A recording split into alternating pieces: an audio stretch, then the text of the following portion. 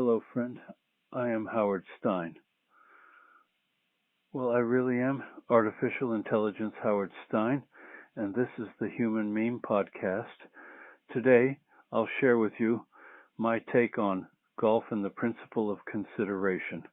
And just so you know, I'm not really Howard Stein because I died at 90 years old on October 12th, 2012. But through the persistence of intention, combined with AI voice cloning technology, I'm now able to read aloud for you the writing I originally submitted to David Boles blogs all those years ago. Golf and the principle of consideration. It's spring, and an old man's fancy turns to thoughts of golf. My thoughts concentrate on three conditions that no longer seem to exist, neither in golf nor in the society. Golf, as the game was designed and expected to be played, is out of sync, out of joint with the society determined to paralyze the game. The first rule and regulation of golf is that the game has neither referee, umpire, nor official arbiter. Each individual golfer is obliged to call all penalties and/or violations on herself or himself. Golf is the only game I know in which this condition operates. Any infringement is dealt with on the honor system. Such a design requires that each individual player be thoroughly familiar with all the rules and regulations which govern playing the game. The player must be knowledgeable. In tournament play, officials are assigned who may pass judgment about a questionable situation and to whom participants can appeal. However, the ordinary player, whether weekend or daily or a tournament participant, is expected to call on himself or herself any breach of regulations.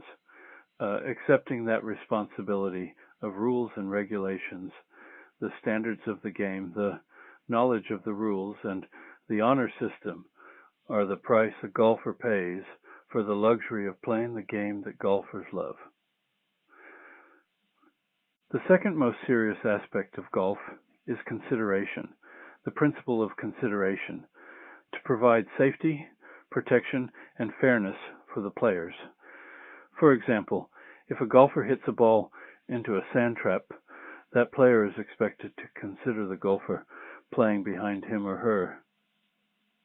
Therefore, when he or she has completed the sand shot, that player will use the rake provided by the grounds personnel to smooth out the footprints and any other unnatural obstacles to a fair lie that may have resulted from the ball going into the trap.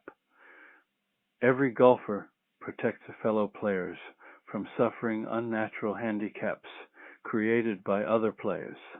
All players are protected against penalties and hazards inflicted by other players. That protection comes from the principle of consideration. Since golfers are not permitted to touch the ball once it is in play, except under designated circumstances, if a golfer hits the ball into a sand trap which has not been properly raked, that player could suffer an undue burden because of a predecessor's inconsideration. A similar condition exists with fairway divots.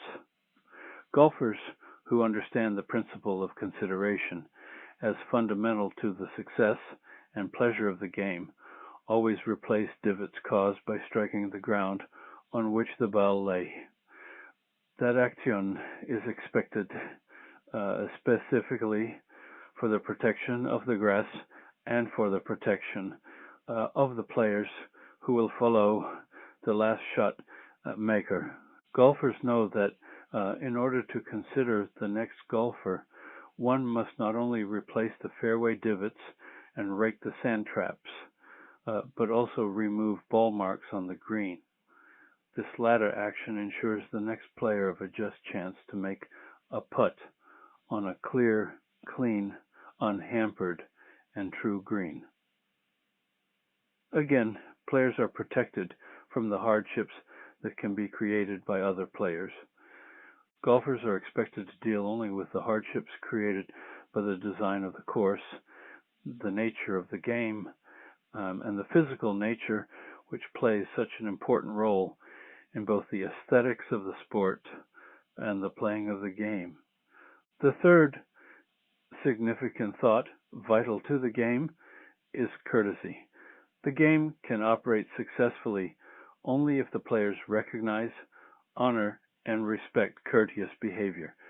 No golfer will make a noise or any sound which might distract another player hitting the ball, nor will any golfer do anything that might hinder another player's concentration on that player's shot. Golfers who know the game and honor the fundamentals of the game recognize the common sense inherent in the principle of courteous behavior. One golfer will hold the flag for another player. Caddies will exercise this courtesy. But when no caddies are present, individual players will provide the courtesy for their companions in order to facilitate another player's shot and to provide an appropriate target. The player furthest from the hole will always hit first, both to protect all the other players from possible injury, a condition possible only if one walks ahead of the person striking the ball, and for giving the person with the greatest momentary handicap the courtesy of striking first. When one scores lowest on a hole, that person is given the courtesy of hitting first on the next tee as honor for skillfully handling the last test. One does not run ahead of others. One does not disturb others. One does not place any handicap in the paths of others. To speed up the game, golfers on a par 3 green are expected to wave on the next group waiting on the tee as a means of moving a little more quickly the population on the golf course. For 60 years now, I have pleasured these dynamics on the golf course, and they have spilled over into my life and into the lives of our 3 sons, all of whom treasure the game. Recently, I encountered a contradiction of that spillover. I took the subway at 116th and Broadway downtown to Times Square. At 96th Street, a lady, considerably younger than I, got onto the subway car with some packages. I got up and offered her my seat. She accepted and then said, "Thanks, sucker. Rules and regulations, individual responsibility for dealing with one's own transgressions, consideration for other people, places, and things, common courtesy in order to enhance the quality of one's life, all seem extinct now. Golf is not extinct, but the way people play on courses today makes one realize how the societies of values and behavior have infiltrated the game and rendered inoperable the very fundamentals on which the game was founded. Golf seems to me the ultimate demonstration of the very best in the human spirit. Its dynamics plus its joy in the aesthetics of nature, its splendid spirit of freedom make a springtime worth receiving, but a society which replaces knowledge with information, principles with strategies, courtesy with fashion, is a doomed society. Courtesy is what golfers consider appropriate, normal behavior. Courtesy recognizes and respects another human being, every human being. My golf thoughts this morning extend to Mr. Jefferson and his words. If a nation expects to be ignorant and free in a state of civilization, it expects what never was and never will be,